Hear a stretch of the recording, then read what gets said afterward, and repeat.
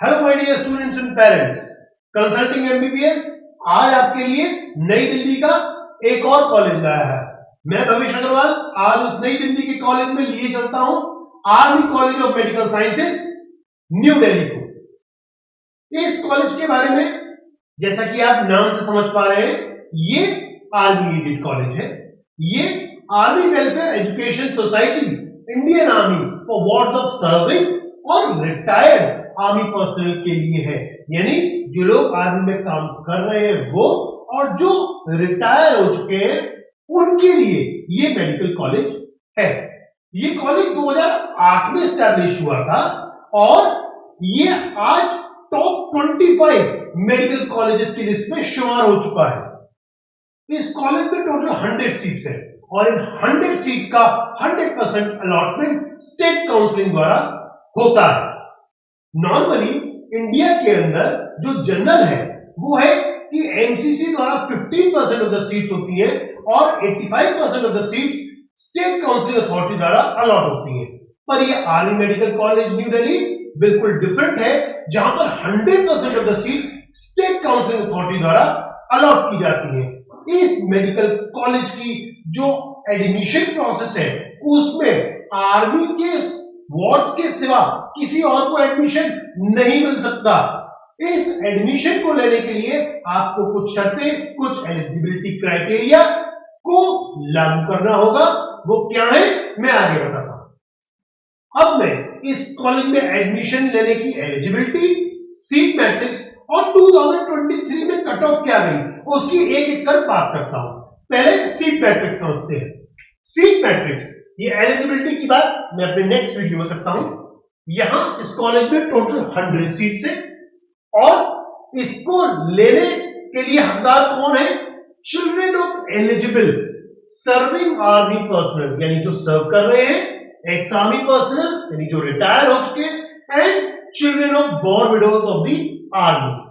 इस कॉलेज में एडमिशन के लिए एलिजिबिलिटी क्राइटेरिया की अब बात करते हैं। The applicants must fall into any one of the following categories. क्या है वो categories? Number 1, children of serving army personnel with minimum 10 years continuous service in the army.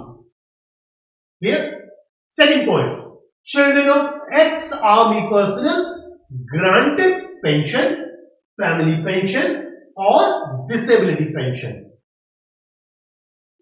Third point, children of ex-army personnel who have taken discharge or have been released after 10 years of service. ये 3 eligibility criteria है for the children who can apply for Army Medical College, New Delhi. अब आगे बात करता हूं cut off 2023। Army में वो closing rank 28,020 है और जो मार्क्स है इसका closing rank in army category वो है 601 marks. In Delhi SC category the closing rank was 97,031 and the marks इसका क्लोजिंग रैंक वाज 512।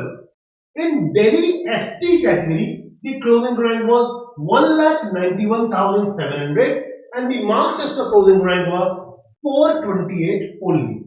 बाकी Delhi PWD, outside Delhi SC की भी मैंने ओपनिंग, क्लोजिंग और मार्क्स इसका क्लोजिंग रैंक दिया हुआ है।